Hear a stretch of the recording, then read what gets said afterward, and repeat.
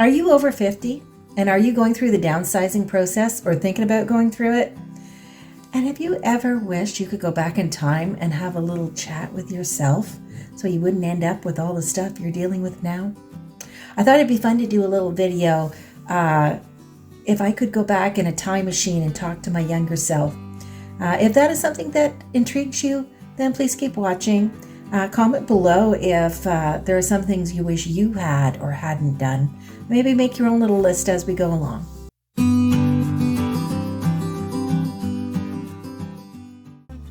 These aren't in any particular order, but first I would tell myself, don't bother keeping up with the Joneses. Unless your last name is Jones, they're probably not paying your bills and they're probably deep in debt. And really, you don't need anybody else's approval because most people don't care what you're doing anyway. They're too busy living their own lives.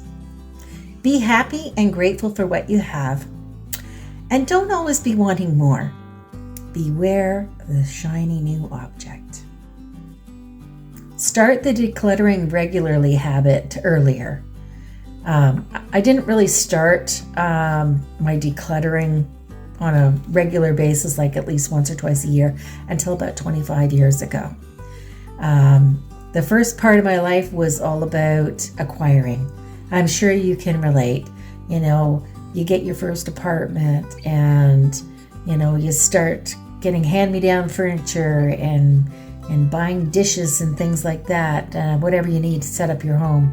And then, you know, maybe you get married or you have kids and then you get even more stuff and then you move to a bigger house and you need more stuff and so on and so on and so on. You know, if I had started my regular decluttering as I was going along, it would have been a lot easier now. Also, having 3 busy kids was a constant struggle, and having less stuff back then would have made it a lot easier to take care of. Be mindful of everything you acquire. Say no to freebies unless there's something you really need and would actually go and pay for yourself. Everything you own will own you. It'll take your money, it'll take your time to take care of, and the more you get, the more space you're going to need, and then it'll cost you even more money. Take your time setting up your home and save up your money. Don't just automatically go out and buy stuff. Instant gratification will always lead to regrets.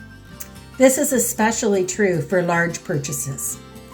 Thoroughly research that sofa set or that fridge and take measurements.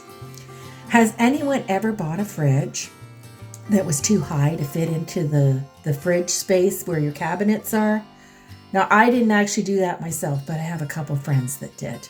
However, when I was renovating my kitchen, I bought my fridge first.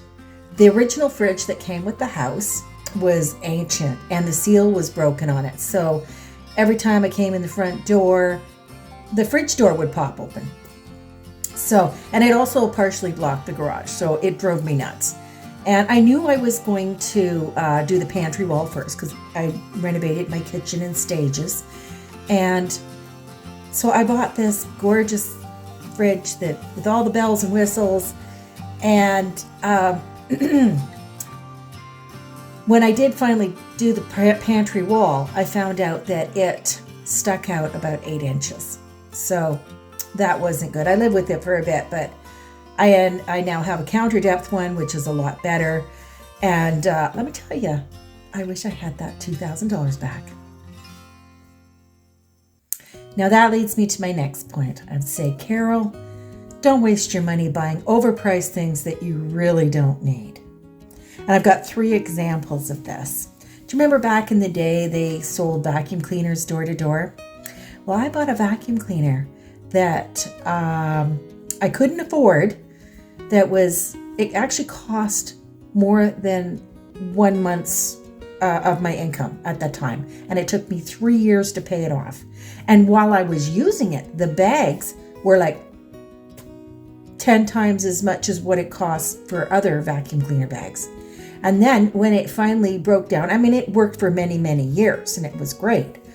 But then when it finally broke down, of course, after the warranty had ran out, I found out that it was going to cost more to fix it than it would for me to just go and buy a brand new, nice one at a retail store. My second example was a skincare and makeup line in pretty pink packaging that I bought when I was 16. And I think it cost me about $100 initially to get started. And I kept buying that until I was 26 and I couldn't afford to buy it anymore, I realized. But you know what? It was amazing stuff. It was great. I loved it. And it worked. I didn't have any wrinkles from the time I was 16 until I was 26. True story. My third example was excessive plastic kitchenware. Again, a home party type business, and it was great stuff. It has a great warranty and all that. But I'd say to myself, Carol, you don't need all that stuff. And they're going to change those colors anyway, because they sell them in trendy colors, and then they change them up every once in a while. And then, then you're left with the old stuff. And if you want to change your colors, it's so much more to just update again. And to be honest with you, most of them were superfluous. I used a few of them, and the rest kind of sat in a drawer or in a cupboard or whatever. And some of my favorite pieces that I still use today, I actually bought at a charity shop.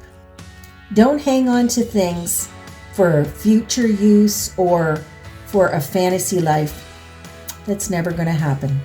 It's great to have dreams and goals, but if you don't have a deadline set, they're never going to happen. So my brother and I actually talked about building a log cabin on our dad's old bush lot for 30 years. Yeah, never happened. And I hung on to furniture and things that I thought would be great to go in this log cabin. A lot of the stuff came from my grandmother's, old beds and dressers and shelves, and I can't remember what else. I did use them while my kids were growing up in the original home they grew up in, but now they're in my shop, and they've been there for 15 years. Don't bother hanging on to things for your kids. They probably won't want it anyway. So ask them first and then declutter it without guilt. Now, I have actually made memory boxes for each of my boys, and I gave the two oldest theirs when they moved out. And I don't know what they did with them, and it doesn't really matter. It was their stuff to get rid of or keep if that's what they wanted.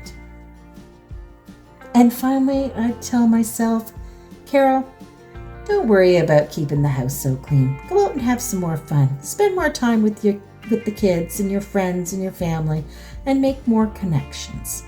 One of my former coworkers said something to me about 20 years ago that really resonated with me. I was complaining about one of my kids and wishing they were past whatever stage they were in. And she said to me, don't be wishing your life away. Before you know it, it'll be gone. And that really stuck with me. And I try and remind myself that whenever I find myself slipping back into old habits. And then we come back to the present.